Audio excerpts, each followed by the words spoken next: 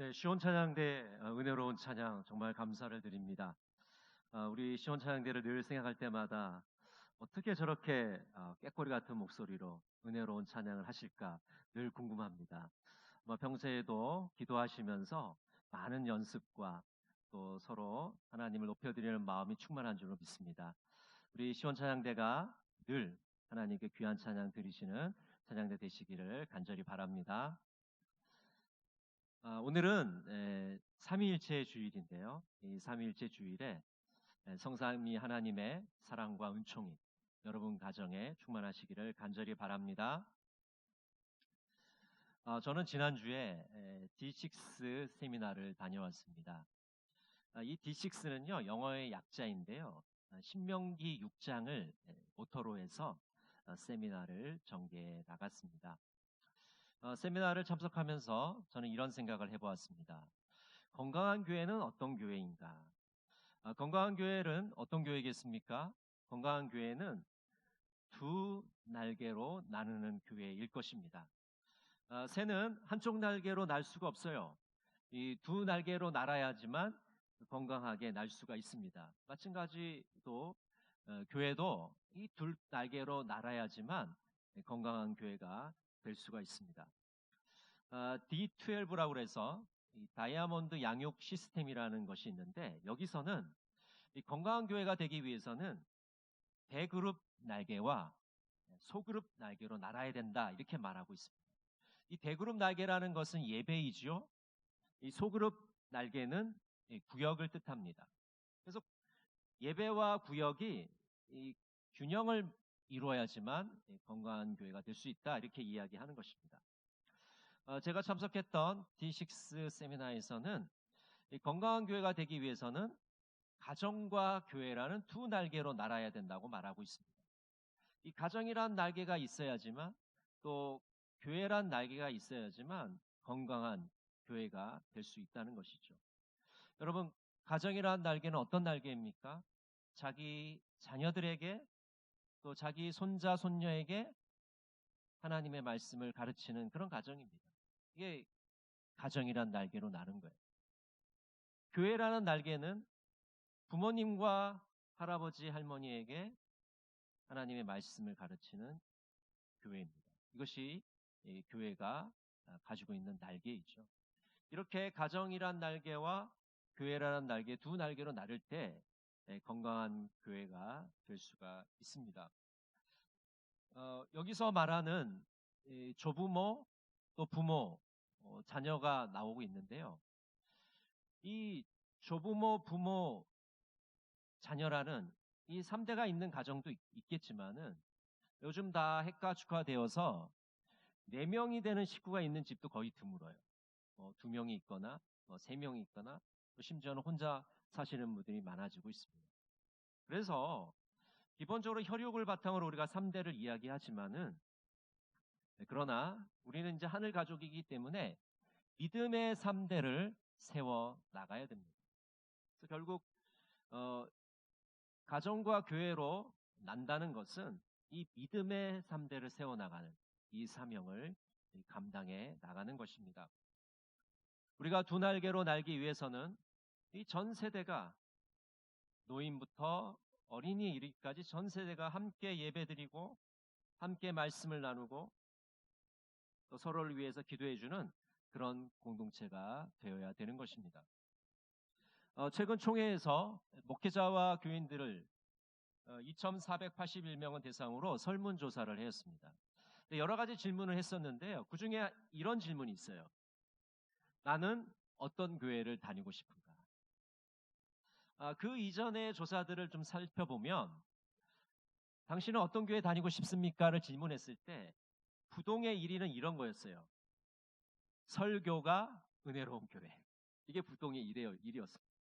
근데 여러분, 어떻게 바뀌었을까요? 이번에 코로나 기간을 겪으면서 교인들에게 다시 물어봤습니다. 나는 어떤 교회 다니고 싶은가?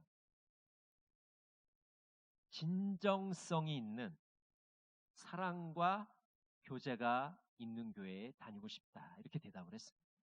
51.5%의 사람들이 진정성이 있는, 교우들 간에 서로 사랑하고 아껴주는 그 사귐과 교제가 있는 교회에 다니고 싶다라고 이야기합니다. 그러니까 오늘날의 사람들이 이 진정한 공동체를 얼마나 갈망하고 있는지 우리가 알 수가 있는 것입니다. 오늘 본문에서는 우리는 두 가지 의문점을 갖게 됩니다. 이 첫 번째 의문점은 뭐냐면요. 왜 사울왕은 계속해서 다윗을 죽이려 하는가 하는 것입니다. 우리 사무엘상 18장 7절을 같이 한번 보겠습니다. 여인들이 뛰놀며 노래하여 이르되 사울이 죽인 자는 천천히요 다윗은 만만이로다 한지라. 자, 이 노래는요. 다윗이 군대 장관으로서 블레셋을 무찌르고 돌아올 때 여인들이 부른 노래예요. 여기 천천과 만만이 나오는데 사실은 이 숫자로 따지면 이 천천과 만만은 굉장히 큰 차이가 있지만은 실제로는 큰 의미의 차이는 없습니다. 다윗도 위대하고 사울왕도 위대합니다라는 것을 여인들이 노래로 부른 거예요. 근데 이제 사울왕은 듣기에 불편한 거죠. 아니 하필이면 왜 다윗은 만만이고 난 천천히냐. 이왕 불러주려면 사울왕은 만만이고 다윗은 천천히라고 해야 되지 않느냐. 사울왕이 다윗에 대해서 시기와 질투심이 생기게 된 것이죠. 그저 자신의 부하 군대 장관이 아니라 자신의 왕자를 노리는 넘보는 그런 사람으로 생각하게 된 것입니다. 그래서 이 사울왕은 다윗을 정치적인 적수, 라이벌, 심지어는 원수로 생각하게 된 것이죠. 사무엘상 20장 31절은 이렇게 말씀합니다. 이새의 아들이 땅에 사는 동안은 너와 내 나라가 든든히 서지 못하리라. 그런즉 이제 사람을 보내어 그를 내게로 끌어오라. 그는 죽어야 할 자이니라 한지라. 사울왕이 아들 요나단에게 하는 말이에요. 야, 너 정신 차려야 돼. 다윗이 왕이 되면 너는 왕이 될 수가 없어. 그래서 다윗을 죽여야 돼. 이렇게 요나단에게 이야기하는 겁니다. 여러분, 왜 사울왕은 다윗을 죽여야 했습니까? 다윗을 죽이려고 하는 겁니까? 다윗을 자신의 왕자를 노리는 사람으로 여겼기 때문입니다. 다윗이 자기 아들이 앉아야 될 그 보좌를 넘겨다 보는 사람으로 여겼기 때문에 사울왕은 다윗을 죽이려고 했던 것이죠. 두 번째 의문점은요. 왜 사람들은 도망치는 다윗에게 몰려들었는가 하는 것입니다. 우리 사무엘상 22장 1절과 2절을 같이 한번 읽겠습니다. 그러므로 다윗이 그곳을 떠나 아둘람 굴로 도망하매 그의 형제와 아버지의 온 집이 듣고 그리로 내려가서 그에게 이르렀고 환난당한 모든 자와 빚진 모든 자와 마음이 원통한 자가 다 그에게로 모였고 그는 그들의 우두머리가 되었는데 그와 함께한 자가 400명 가량이었더라. 여러분, 다윗이 사울왕을 피해서 도망을 다닙니다. 여기저기로 이제 도망을 다니게 되는데 어느 날은 아둘람이란 굴로 들어가게 됩니다. 근데 여러분, 이 굴이라는 것은 물론 원시 시대에는 원시인들이 그 굴에 살기도 했지만은 사람이 살기에는 굉장히 열악한 곳입니다. 그렇지 않겠습니까? 그것도 혼자 사는 것도 아니고 수백 명이나 되는 사람이 굴에서 산다는 것은 쉬운 일이 결코 아니죠. 한자어에도 그런 비슷한 말이 있습니다. 풍찬노숙이란 말이 있는데 바람과 이슬을 맞으며 한 대에서 먹고 잔다는 그런 뜻을 갖고 있습니다. 그래서 우리가 이제 흔히 노숙자라는 말도 이슬을 맞으면서 잔다라는 뜻으로 쓰는 말이죠. 다윗이 이런 상태에서 지금 도망을 다니고 있는 겁니다. 이렇게 힘들고 어려운 상황인데 왜 사람들은 다윗에게 몰려들었을까요? 그것은 다윗의 신앙을 보았기 때문입니다. 하나님께서 다윗과 함께 하신다는 확신이 있었기 때문에 사람들이 몰려든 것이죠. 사무엘상 18장 14절은 이렇게 말씀합니다. 다윗이 그의 모든 일을 지혜롭게 행하니라. 여호와께서 그와 함께 계시니라. 사람들은 하나님께서 다윗과 함께 하시는 것을 알았습니다. 그래서 사람들은 다윗에게 몰려든 것이죠. 또 다윗에게는 리더십이 있었습니다. 다윗은 뛰어난 사람들만 받은 것이 아니라 사회적으로 소외된 사람들도 함께 받고 그들을 이끌었습니다. 여러분, 400명이나 되는 사람들이 사울의 눈을 피해서 도망다는 일이 얼마나 어렵겠습니까? 그 어려운 일을 지금 다윗이 해내고 있는 겁니다. 리더십이 굉장히 뛰어난 사람이죠. 또 다윗에게는 가능성이라는 것이 있었습니다. 지금은 비록 도망자의 신세지만 이제 이스라엘의 왕이 될 사람이에요. 사무엘 선지자에게 기름 부음을 받았습니다. 그래서 사람들은 이 다윗의 가능성을 보고 다윗에게 몰려드는 것입니다. 이렇게 400명이나 되는 사람들이 다윗에게 몰려들고 이 굴은 아둘람 공동체가 되었습니다. 여러분, 오늘 우리가 아둘람 공동체라는 것을 이제 보게 되는데요. 이 아둘람 공동체는 우리에게 무엇을 말해줄까요? 먼저 우리 인생도 내몰릴 때가 있다는 것, 도망자 신세가 될 수 있다는 것을 우리에게 보여줍니다. 한번 따라해 보실까요? 우리도 내몰릴 수가 있다. 우리도 도망자가 될 때가 있다. 오늘 사무엘상 22장 2절에 보면 사람들이 이 굴로 찾아오게 되는데요. 이 찾아오는 사람들의 면면을 보면 이런 사람들이에요. 억압을 받는 사람들, 빚을 진 사람들, 그리고 마음이 원통한 사람, 억울한 일을 당한 사람, 이런 사람들이 다윗에게 오고 있습니다. 이들은 사울에게 쫓기고 있는 사람들입니다. 다윗과 마찬가지로 도망자 신세인 사람들입니다. 여러분, 이 사람들 뿐이겠습니까? 오늘 2부 예배를 드리는 우리 자신도 우리의 삶에서 내몰릴 때가 있는 것입니다. 도망자 신세가 될 때가 있습니다. 다른 사람들의 오해를 받을 때가 있습니다. 또 큰 빚을 질 때도 있습니다. 도산을 하거나 파산을 할 때도 있습니다. 누명을 쓰고 억울한 옥살이를 할 때도 있습니다. 정호승 시인은 이런 말을 했습니다. 내일이라는 빵을 굽기 위해서는 고통이란 재료가 필요하다. 한번 따라해 보실까요? 내일이라는 빵을 굽기 위해서는 고통이란 재료가 필요하다.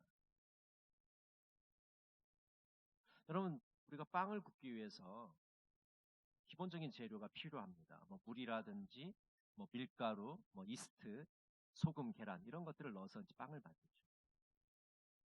근데 내일이라는 빵을 굽기 위해서는 이 고통이란 재료가 필요하다는 겁니다. 고통과 고난을 통해서 우리는 내일을 만들어 갑니다. 여러분, 성공만 하고 실패가 없는 인생이 있을까요?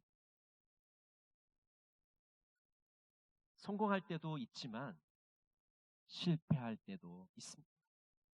우리 인생에 잔잔한 파도가 있을 때도 있지만 거친 폭풍우가 몰아칠 때도 있는 것입니다.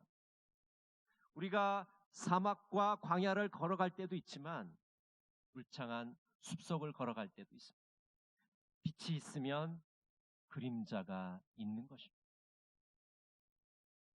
우리는 성공할 때도 있지만 내몰리고 도망자 신세가 될 때도 있다는 것입니다. 잘 나갈 때도 있지만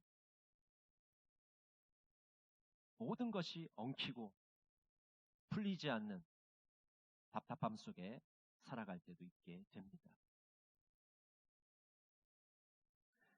이런 도망자들, 이런 내몰린 사람들에게 무엇이 필요할까요? 바로 안식처가 필요합니다. 그럼 어떤 안식처일까요? 누구든지 받아줄 수 있는 그런 안식처가 필요합니다. 어디서 왔는지, 무엇을 했는지 묻지 않고 있는 그대로 나를 따뜻하게 받아줄 수 있는 공동체가 필요한 것이죠. 여러분, 우리가 우크라이나 전쟁을 보면서 그 피난민들을 여러분 다 보셨죠? 그들에게 필요한 것이 무엇일까요? 그들에게는 피난처가 필요합니다. 안식처가 필요합니다. 정말 묻지도 않고 따지지도 않고 그들을 따뜻하게 맞아줄 수 있는 그런 안식처가 필요한 것 아니겠습니까?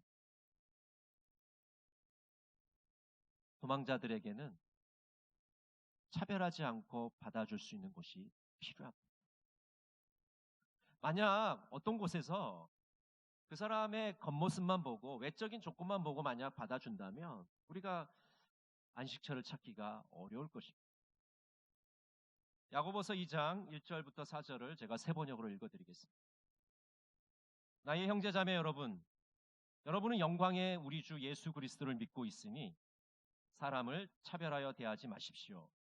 이를테면 여러분의 회당에 화려한 옷을 입은 사람이 금반지를 끼고 들어오고 또 남루한 옷을 입은 가난한 사람도 들어온다고 합시다. 여러분이 화려한 옷차림을 한 사람에게는 특별한 호의를 보이면서 여기 좋은 자리에 앉으십시오 하고, 가난한 사람에게는 당신은 거기 서 있든지 내 발치에 앉든지 하고 말하면 바로 여러분은 서로 차별을 하고 나쁜 생각으로 남을 판단하는 사람이 된 것이 아니고 무엇이겠습니까? 여러분, 이 말씀이요, 성경책에 있는 말씀이에요. 지금부터 수천 년 전에 있던 공동체도 지금 21세기를 살아가는 우리들도 똑같은 숙제를 지금 갖고 있는 거예요. 고민이 있는 거예요. 서로를 차별하고 있단 말이죠. 남자와 여자를 차별하지 않고, 나이에 따라 차별하지 않고, 가진 것에 따라 차별하지 않고, 그 사람의 집안 배경에 따라 차별하지 않는 그런 공동체가 필요합니다. 도망자들에게는, 내몰린 사람들에게는 그런 공동체가 필요한 것이죠. 또 도망자들에게는 휴식을 할 수 있는 안식처가 필요합니다. 우리 신명기 33장 28절 같이 한번 읽어보겠습니다. 이스라엘이 안전히 거하며 야곱의 샘은 곡식과 새 포도주의 땅에 홀로 있나니 곧 그의 하늘이 이슬을 내리는 곳에로다. 이 신명기의 말씀은 우리들에게 필요한 안식처, 공동체가 어떤 것이냐라는 것을 우리에게 알려줍니다. 도망자들에게 필요한 안식처는 안전해야 된다는 거예요. 그럼 안전하지 않으면 보호함을 받을 수 없잖아요. 또 먹을 것이 풍부해야 된다고 말하고 있습니다. 의식주를 책임져 줄 수 있어야 되는 것이죠. 그런 안식처에서 우리는 이 재충전을 할 수가 있고 거기서 회복과 치유가 일어나게 되는 것이죠. 다윗과 400명의 사람들에게는 아둘람이라는 공동체가 있었습니다. 아둘람이라는 안식처가 있습니다. 우리에게도 이 아둘람과 같은 공동체가 필요한 것입니다. 여러분, 우리 동광교회가 아둘람 공동체가 되기를 원하십니까? 이런 공동체가 되기를 우리가 간절하게 갈망하고 소원해야 합니다. 여러분, 아둘람 공동체가 되려면 다른 사람의 실패와 좌절을 있는 그대로 받아줄 수 있어야 됩니다. 성공한 사람만 칭찬을 받고 잘 나가는 사람만 인정받는 게 아니라 힘든 사람들도 이 공동체 속에 있을 수 있어야 돼요. 그런 분위기가 되어야 됩니다. 그런 문화가 되어야 됩니다. 교회 안에 그저 좋은 일들만 말하고, 그저 남편 자랑, 자식 자랑, 자기 사업 잘 되는 것만 만약 자랑하면 산다면, 만약 그 반대편에 있는 사람은 어떻게 그 공동체 속에서 살아갈 수가 있겠습니까?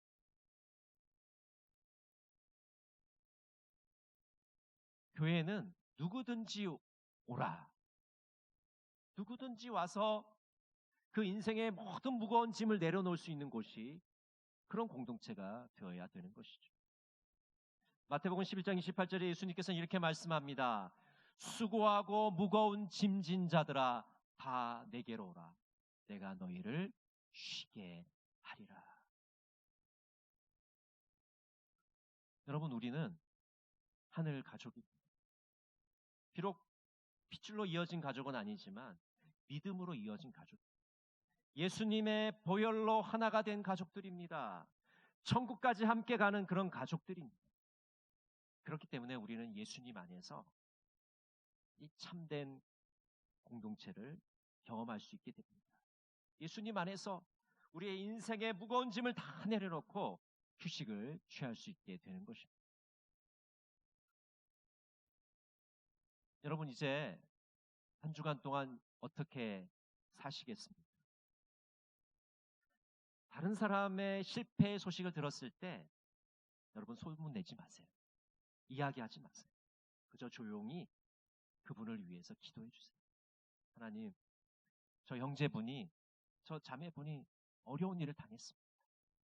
주님, 그분에게 힘을 주시고 다시 일어설 수 있는 용기를 주십시오. 그것이 건강한 공동체가 아니겠습니까? 처음 낯선 사람을 봤을 때, 모르는 사람을 만났을 때, 우리 한국 사람들은요, 호구조사하기 바쁩니다. 나이가 몇 살이에요? 어디 살아요? 가족은 어떻게 돼요? 나는 그냥 생각 없이 하는 말이지만은 상대편은 굉장히 불편할 수가 있습니다. 때로는 말하기보다는 지켜보는 것이 서로의 관계에 도움이 될 때가 있는 것이죠. 여러분, 일주일 동안 살아갈 동안 우리 서로 웃으면서 인사하면서 한 주간을 살아보시면 좋을 것 같아요. 처음 보는 분들, 낯선 분들을 웃으면서 인사하고, 또 우리가 늘 자주 만나는 분들에게 웃으면서 인사하면서 이 일주일을 보내시면 좋을 것 같습니다. 전에도 제가 말씀드린 것 같은데, 저는 아침마다 너무 기분이 좋아요. 출근할 때 너무 기분이 좋을 때. 왜 그러냐면 우리 엘리베이터를 딱 타면 타는 사람들이 모두 웃으면서 인사를 해요. 안녕하세요. 안녕하세요. 어린이도 인사를 하고 어르신들도 인사를 합니다. 그렇게 인사를 받으니까요, 하루를 너무 기분 좋게 시작을 할 수가 있더라고요. 저녁 때도 마찬가지죠. 퇴근을 하면서 서로 웃으면서 인사하면 하루의 피로가 다 씻어지는 것 같지 않겠습니까? 일주일 동안 여러분 서로 웃으시면서 한번 인사해 보시는 시간이 되셨으면 좋겠습니다.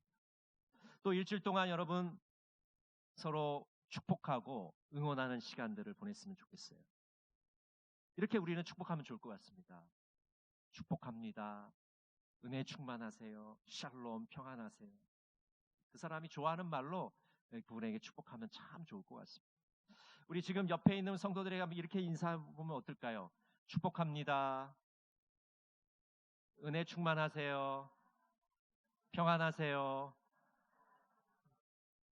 네. 근데 여러분 얼굴은요 웃질 않아요. 인상을 잔뜩 쓰고 축복합니다. 축복이 아니고 무서워요. 내가 뭐 잘못한 거 있나? 웃으시면서 축복합니다. 평안하세요. 이렇게 인사를 해야 기분이 서로 좋지 않겠습니까? 또 이렇게 응원하실 수도 있을 것 같아요. 언제나 응원합니다. 언제나 당신 편입니다. 힘내세요. 잘 될 겁니다. 이렇게 응원하면 좋을 것 같아요. 우리 한번 해볼까요? 옆에 분들 보시면서 언제나 응원합니다. 언제나 당신 편입니다. 힘내세요. 잘 될 겁니다.